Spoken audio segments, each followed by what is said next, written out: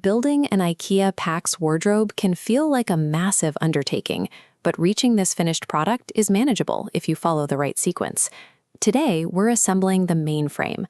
Before opening any boxes, gather your tools.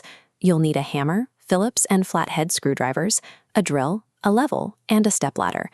This diagram from the manual shows exactly how you need to prep your workspace. You must build the frame lying flat on a soft carpet or rug to prevent scratching your hardwood floors or damaging the wood panels themselves. Taking 5 minutes to stage your tools and clear a soft workspace guarantees a smooth assembly process and protects your investment before you even turn a screw. Start by taking the wooden dowels and firmly tapping them into the pre-drilled holes along the edges of the top and bottom panels. Next, insert the metal cam lock pins into corresponding holes on the massive vertical side panels. Now, line up one of the long side panels with the top and bottom sections.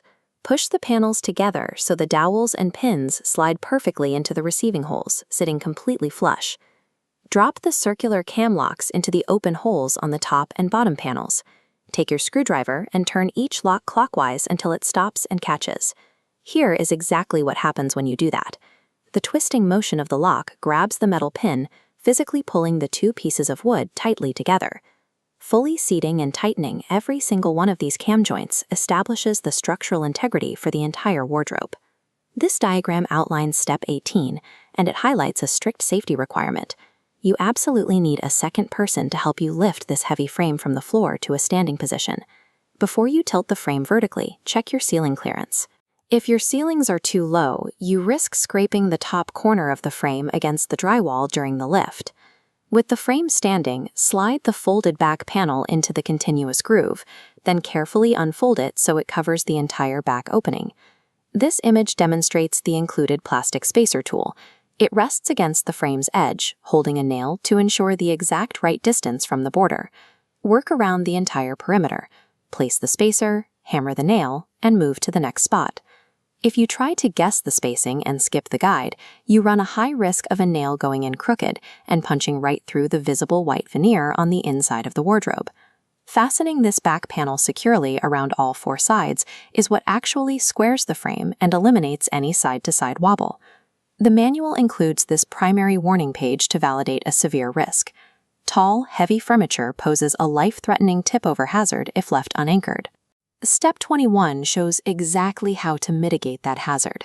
Place the safety L bracket inside the top corner of the wardrobe and use a pencil to mark the specific drill hole on your wall. Move the wardrobe slightly out of the way. Drill into your mark, tap in a wall anchor suited for your drywall or masonry, push the wardrobe back, and drive the heavy safety screw tightly through the bracket.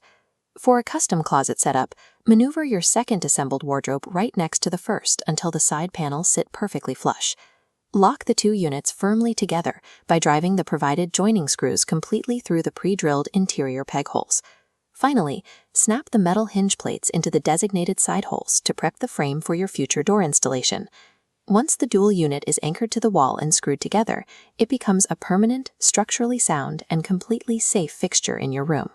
When you step back and look at the scale of the finished product, the stability and clean lines of the combined wardrobes really stand out. Reaching this result requires sticking to the exact logical sequence: prepping a safe workspace, locking the frame joints, securing the back panel to square it up, and driving those critical wall anchors. If you found this assembly breakdown helpful, leave a like, drop a comment with your own build questions, and subscribe for more step-by-step DIY guides. Building modular furniture doesn't require a contractor. With patience, the proper tools, and a helper, you can execute a professional-level assembly yourself.